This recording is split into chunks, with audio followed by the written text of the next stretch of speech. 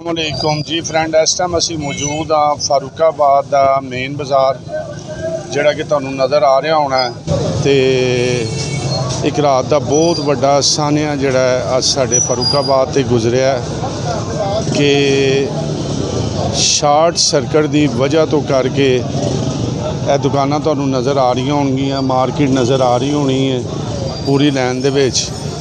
तो एक दुकान शार्ट सर्किट की वजह तो वो अग लगी और अग लगन के नाल 6-7 दुकाना जड़ियाँ ने वो मिनटां दे विच सड़ के ते जनाबे अली तबाह हो चुकियां ने। और इंतहाई अज फारूकाबाद के तमाम लोग जोड़े ने और मार्केट वाले लोग ने इंतहाई अफसरदा ने। यह बहुत बड़ा एक सानिया है कि छोटी जी गल की वजह तो और उस तो अलावा यह तो जो होना सी, लेकिन दुख इस चीज़ का है कि तमाम बुनियादी सहूलतां साढ़े फारूकाबाद दे विच जिन्नियां भी होनियां चाहिए ने उन्हां दे विचों सब तो ज़्यादा कमी महसूस राती फायर ब्रिगेडियर वालियां दी होई है कि जिहड़ी अगर काश साढ़े फारूकाबाद विच एक गड्डी भी फायर ब्रिगेड दी हुंदी ते इन्ना करोड़ां दा नुकसान साडा जिहड़ा सी ओह नहीं सी होना।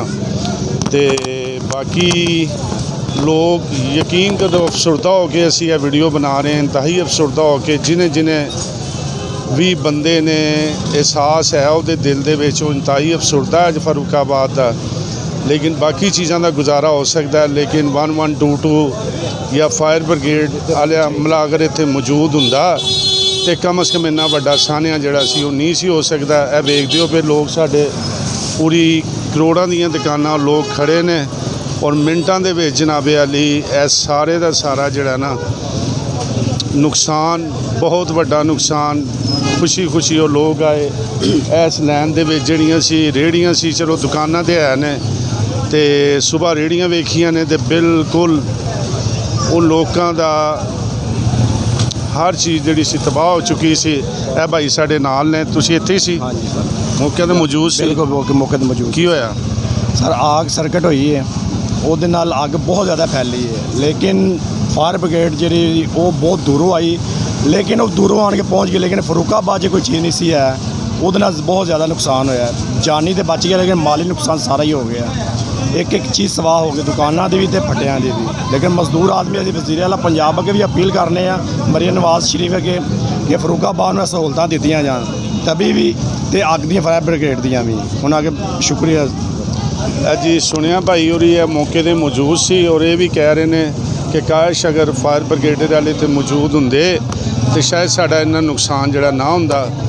ते वेखो बहुत अफसोस है, बहुत आला काम ते भी अफसोस है जदों साडे नुकसान होंदे ने बाद दे विच असीं सारा कुछ करने हैं, लेकिन पहले असीं इहदे मुतल्लक नहीं सोचते। ये बड़ी गौर तलब गल है। ते अज फारूकाबाद वालेकुम जी फ्रेंड, इस टाइम असी मौजूद हाँ फारूकाबाद का मेन बाज़ार जोड़ा कि तुहानू नज़र आ रहा होना है। तो एक रात का बहुत बड़ा सानिया जोड़ा अज साढ़े फारूकाबाद से गुजरिया कि शार्ट सर्किट की वजह तो करके यह दुकाना तुहानू नज़र आ रही होंगियां, मार्केट नज़र आ रही होनी है पूरी लैन दे विच।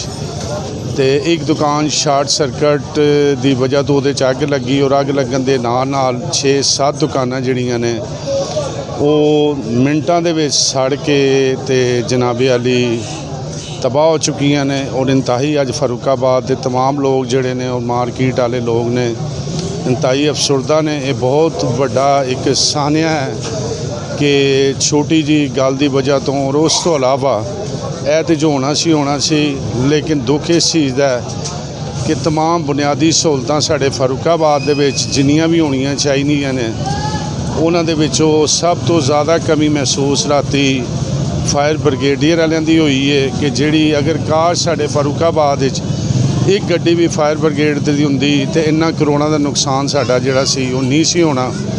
ते बाकी लोग यकीन करो अफसरदा हो के असी यह वीडियो बना रहे हैं, इंतहाई अफसरदा हो के जिन्हें जिन्हें भी बंदे ने एहसास है वो दिल दे विच इंतहाई अफसरदा है अज फारूकाबाद का।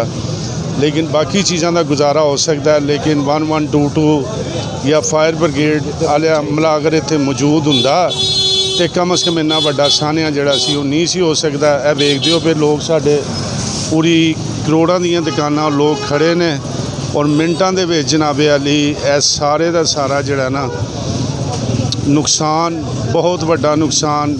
ਖੁਸ਼ੀ ਉਹ ਲੋਕ ਆਏ ਇਸ ਲਾਈਨ ਦੇ ਵਿੱਚ ਜਿਹੜੀਆਂ ਸੀ ਰੇਹੜੀਆਂ ਸੀ, ਚਲੋ ਦੁਕਾਨਾਂ ਤੇ ਹੈ ਨੇ, ਤੇ ਸਵੇਰ ਰੇਹੜੀਆਂ ਵੇਖੀਆਂ ਨੇ ਤੇ ਬਿਲਕੁਲ ਉਹ ਲੋਕਾਂ ਦਾ ਹਰ ਚੀਜ਼ ਜਿਹੜੀ ਸੀ ਤਬਾਹ ਹੋ ਚੁੱਕੀ ਸੀ। ਇਹ ਭਾਈ ਸਾਡੇ ਨਾਲ ਨੇ, ਤੁਸੀਂ ਇੱਥੇ ਹੀ ਸੀ ਹਾਂਜੀ ਸਰ, ਮੌਕੇ 'ਤੇ ਮੌਜੂਦ ਸੀ? ਬਿਲਕੁਲ ਮੌਕੇ ਤੇ ਮੌਜੂਦ। ਕੀ ਹੋਇਆ ਸਰ ਆਗ ਸਰਕਟ ਹੋਈ ਹੈ, ਉਹਦੇ ਨਾਲ ਅੱਗ ਬਹੁਤ ਜ਼ਿਆਦਾ ਫੈਲੀ ਹੈ, ਲੇਕਿਨ ਫਾਇਰ ਬ੍ਰਿਗੇਡ ਜਿਹੜੀ ਉਹ ਬਹੁਤ ਦੂਰੋਂ ਆਈ, ਲੇਕਿਨ ਉਹ ਦੂਰੋਂ ਆਣ ਕੇ ਪਹੁੰਚ ਗਈ, ਲੇਕਿਨ ਫਰੂਕਾਬਾਦ 'ਚ ਕੋਈ ਚੀਜ਼ ਨਹੀਂ ਸੀ ਹੈ, ਉਹਦੇ ਨਾਲ ਬਹੁਤ ਜ਼ਿਆਦਾ ਨੁਕਸਾਨ ਹੋਇਆ।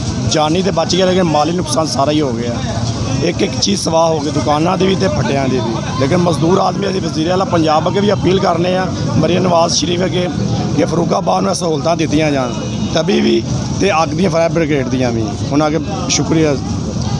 ਜੀ ਸੁਣਿਆ ਭਾਈ ਹੋਰੀ ਇਹ ਮੌਕੇ 'ਤੇ ਮੌਜੂਦ ਸੀ ਔਰ ਇਹ ਵੀ ਕਹਿ ਰਹੇ ਨੇ ਕਿ ਕਾਸ਼ ਅਗਰ ਫਾਇਰ ਬ੍ਰਿਗੇਡ ਵਾਲੇ ਤੇ ਮੌਜੂਦ ਹੁੰਦੇ ਤੇ ਸ਼ਾਇਦ ਸਾਡਾ ਇੰਨਾ ਨੁਕਸਾਨ ਜਿਹੜਾ ਨਾ ਹੁੰਦਾ।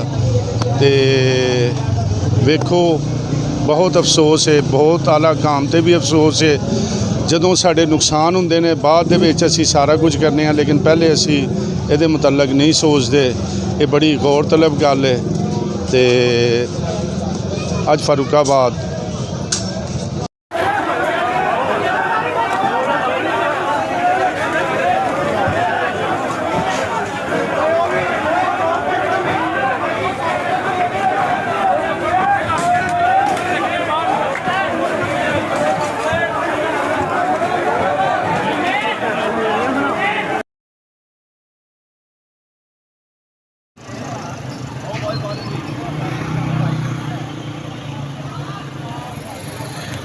ये ब्रदर फरुखाबाद मेन बाज़ार के अंदर ना आतिशबाजी हो रही है, कपड़े वाली दुकानों को आग लगी है।